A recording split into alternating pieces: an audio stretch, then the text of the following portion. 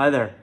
I am here today to talk about my evolved opinion about my personal finance strategy.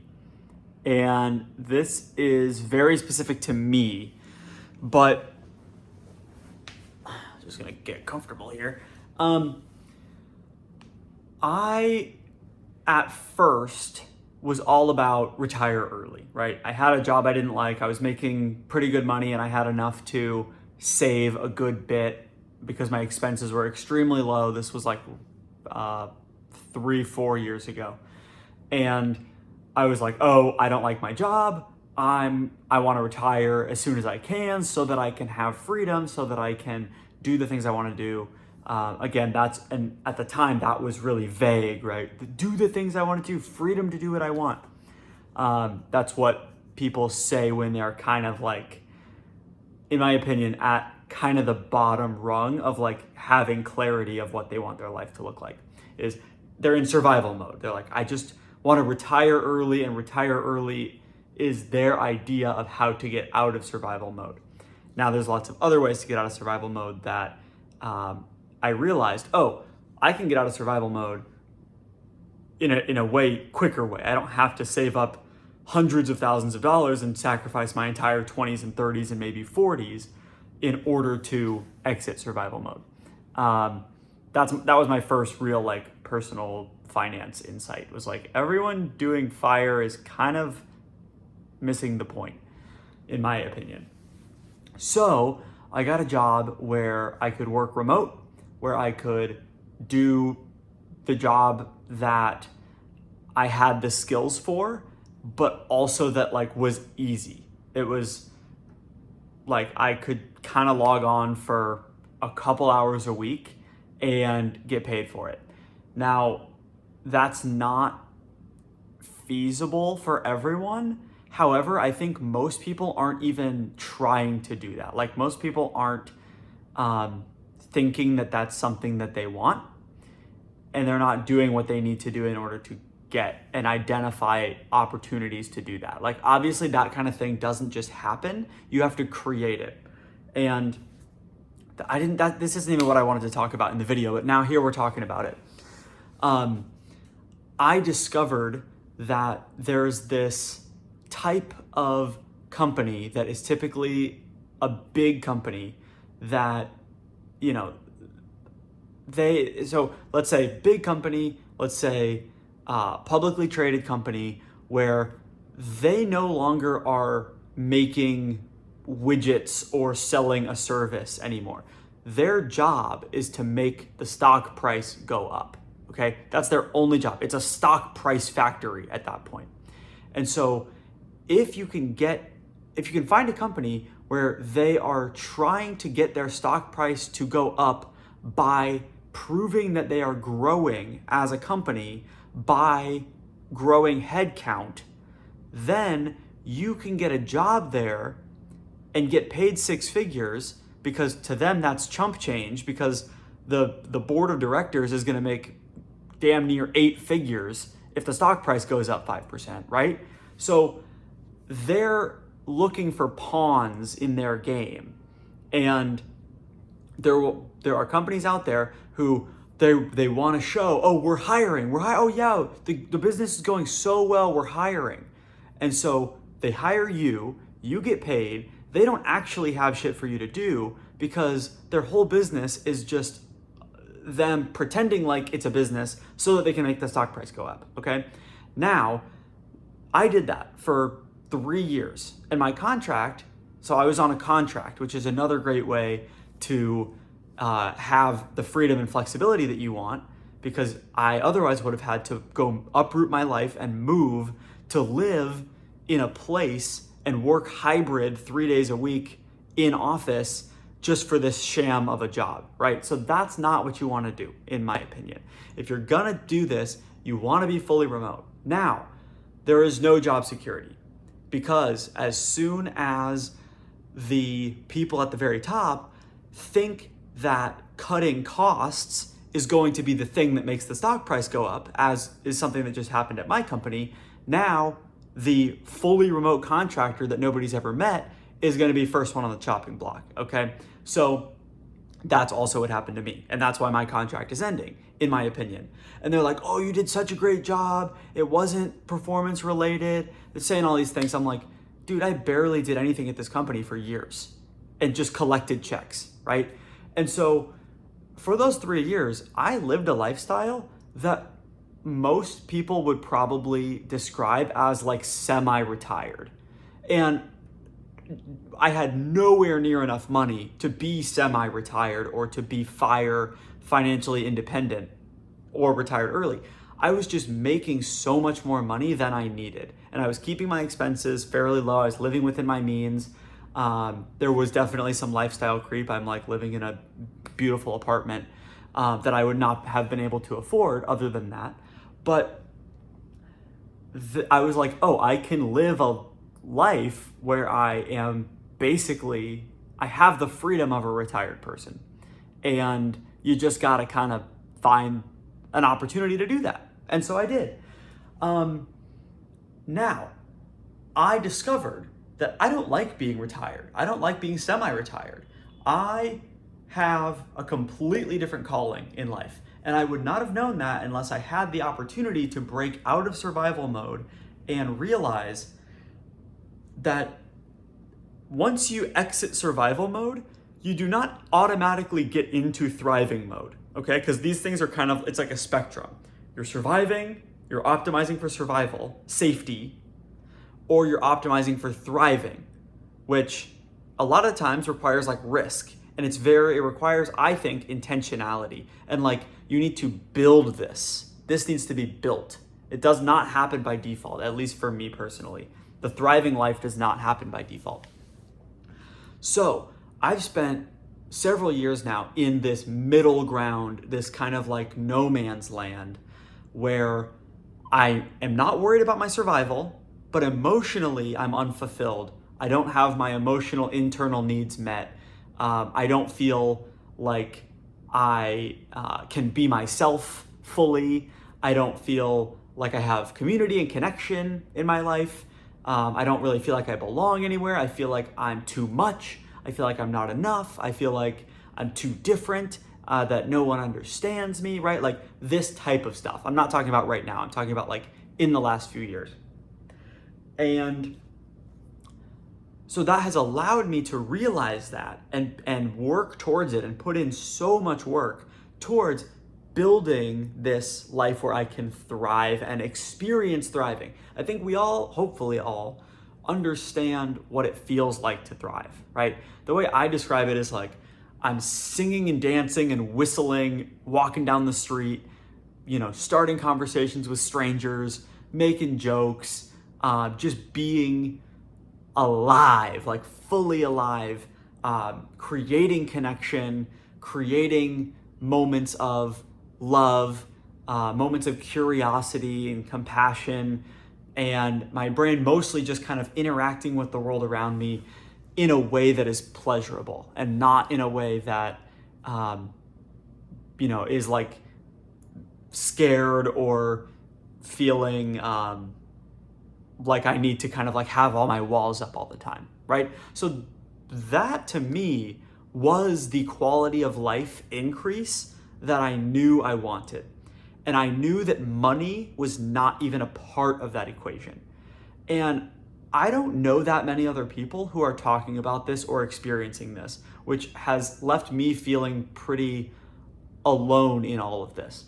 But in the personal finance world, it's all like money, money, money. How do I get enough money? And then as soon as people do get enough money, then there's this next big thing of like internal crisis, like who am I? What do I want to do with my time, right? I've had so much free time.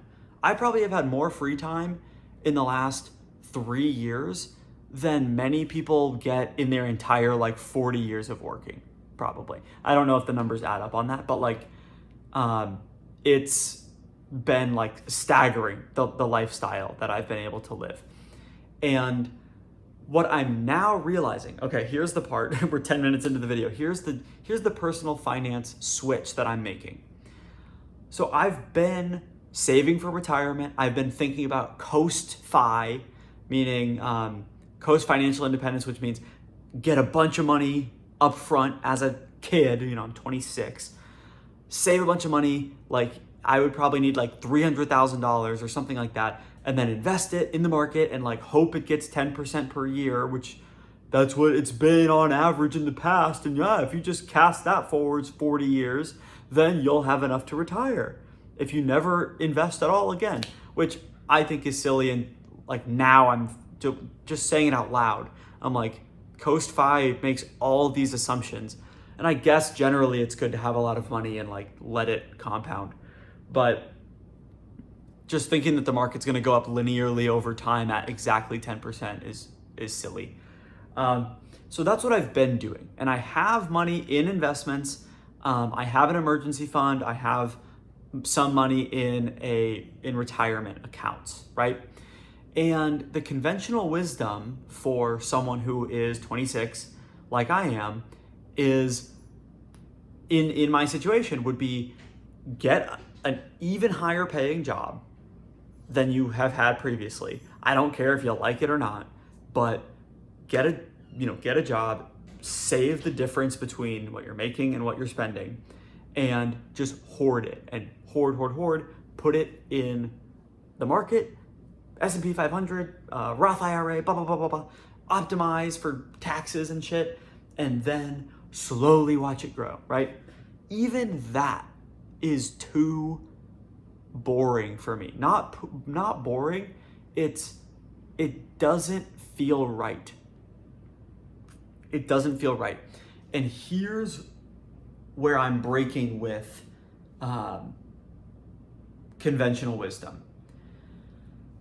I want to build a life where my heart is singing in every moment. That's what I'm building. That's what I've been building. And I only recently had, created words for this.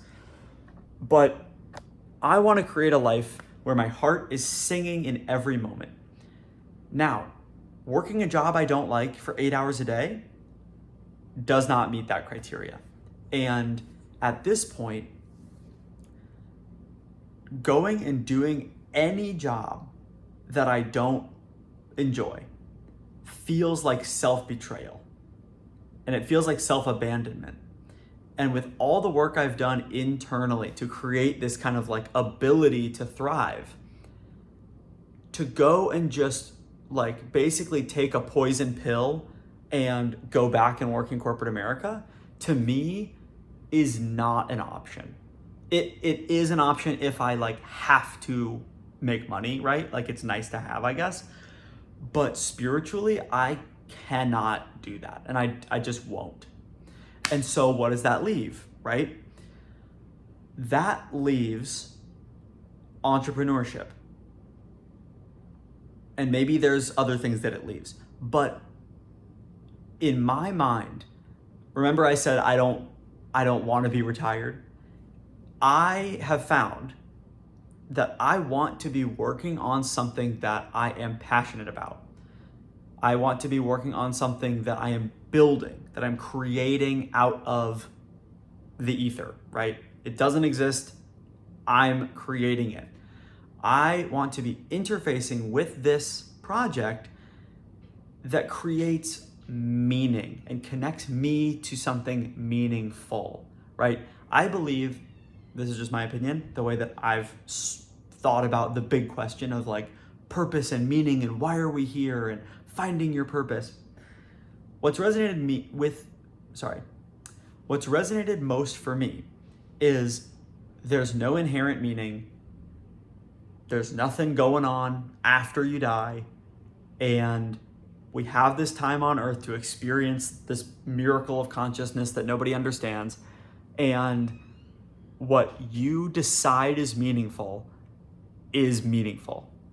And so it's up to the individual to create meaning in their life. I don't care if you or anyone else agrees or not, but that's how I'm approaching this. And so I've realized if I don't create that meaning for myself, I'm not going to be in this thriving category because I need to be experiencing purpose and meaning in order to thrive, okay? So I have money in the bank sitting there, doing nothing, earning 10% per year. And I have this existential conundrum, which is how do I create something meaningful that I'm working on daily, right? The truth is, I believe that I am someone who can create something that is world class, that is like better than anything anyone else is doing in that space. And it doesn't really matter to me what that space is, as long as the result is meaningful. To me, that means helping people. That means pushing forward human progress. What have humans not really been able to kind of like grasp onto that I think it would be beneficial for us to do, right? It's all very vague right now. But I believe I have the disposition and characteristics and intelligence and habits and ability to mold myself into what is needed for the task, that when I plug into something that I care about, I would take me over anyone else in the world to get that done and make it happen. And I believe that this is something that everyone would feel when they are actually aligned, right? So when they really, really understand, who am I? What are my strengths? What do I enjoy? When am I most energetic, right? All of these things combined and create, remember I said thriving is a creation, creating a life that allows you to harness the pure life force that you have in order to help others. That's meaningful to me, and that's what I'm building, okay? If I do that, and we also factor in that I am in the United States of America, we have a free market, that the economy is the exchange of value for money, and the more value that you produce, more or less, the more money you get back, right? For a long time, I kind of felt like making money was unethical by itself. And more recently, I'm coming to the belief that if you provide value to someone, if you solve someone's problem, they are more than happy to give you money in exchange. And that is a win-win. It's ethical, right? It's like if my toilet is clogged and I have, family coming this weekend, I'm like, oh, I would pay the plumber $300 to unclog my toilet. And yes, he could do that for free, but it's not that he should do that for free. It's just like, I'm now willing, like this problem is worth more than $300 for me. So I'm happy to pay this person to fix my problem. They get $300, I get my problem fixed, we're both happy. That is the model, the economic model that I'm trying to go for, right? I want to be providing a lot of value and getting a fraction of that value back in terms of money. So if I truly align with all my life force and create the systems that I need to in order to create real world output at the scale I want to, eventually, right? It builds over time. Any business you're building, or really anything you're building, is exponential. So if I can do that, eventually one day, I believe I'll be making millions of dollars per year. Like that's the level of value that I'm aiming to create, and that I think I am able to create or will be able to create.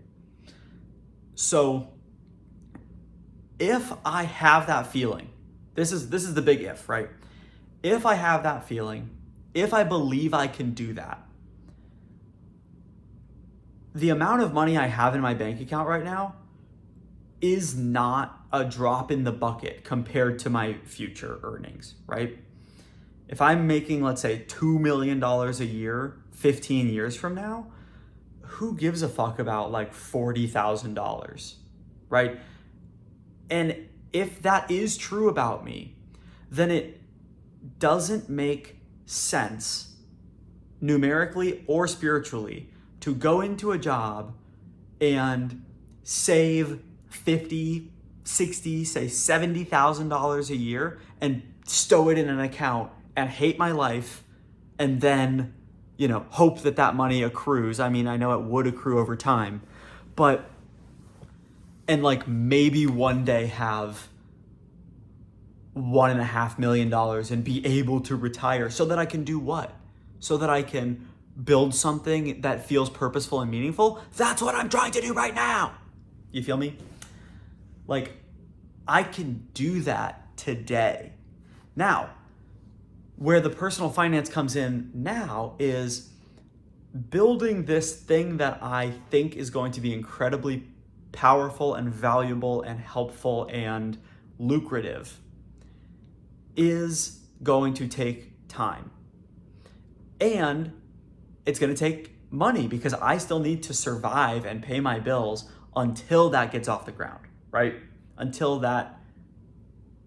I can make enough money with this pursuit to cover my expenses. But in this scenario, I'm never going to retire. Like, retirement is out of the question because I'm building something that I want to do every day for the rest of my life.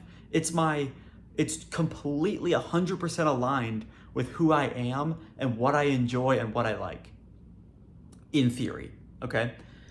Sure, I'll want to take a vacation, right? Sure, maybe someday I'll be like, okay, I'm going to take a year off. I'm going to take 2 years off. And maybe when I'm 78, I'm like, okay, I'm done for good, right?